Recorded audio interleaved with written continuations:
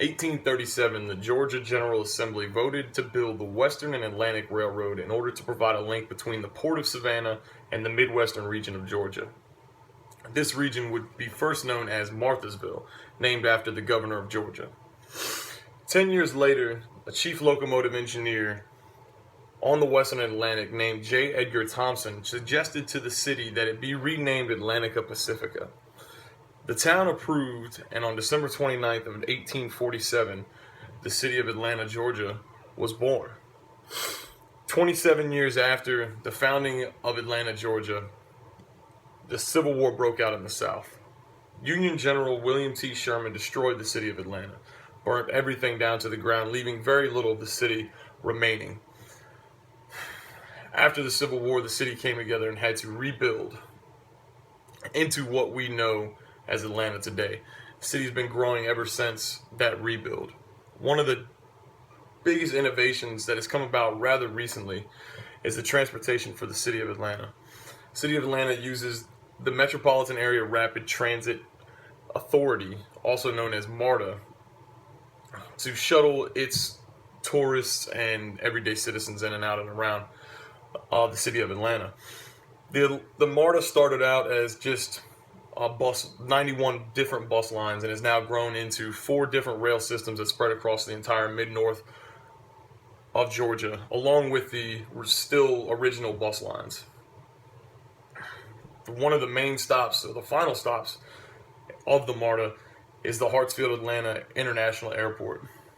The International Airport in Atlanta is the most trafficked airport in the United States and the second biggest to that of Los Angeles.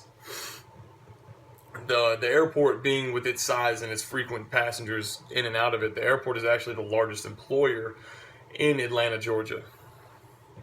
With all those people coming in and out every day, there's plenty of things to see in Atlanta itself. Atlanta's home to many founding fathers of media, of business, of sports. It's a birthplace of a lot of things. The Coca-Cola factory was founded in Atlanta, and there is actually a museum in Atlanta now that sits on Pemberton Way in honor of John Pemberton, the founder of Coca-Cola in Atlanta. That's a huge tourist attraction. Another attraction in Atlanta is the Atlanta, Georgia Aquarium. The aquarium is the second largest on the East Coast to that of Baltimore. It's a very beautiful aquarium. Also in Atlanta are the multiple sports arenas and sports teams that fit around in Atlanta. Turner Field is based in Atlanta, home of the Atlanta Braves. The Georgia Dome, home of the Atlanta Falcons, is in Atlanta.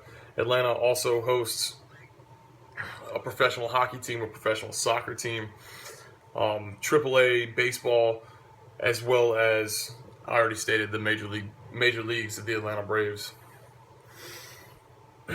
Before the Georgia Dome was built, in 1996, Atlanta was the host of the Summer Olympics. Atlanta built an entire area called as Centennial Park to host the athletes' housing and the arenas where the Summer Olympics would be held. This area is still in Atlanta today and is still very much recognizable as the Atlanta Olympics forefront, and where everything was housed and centered.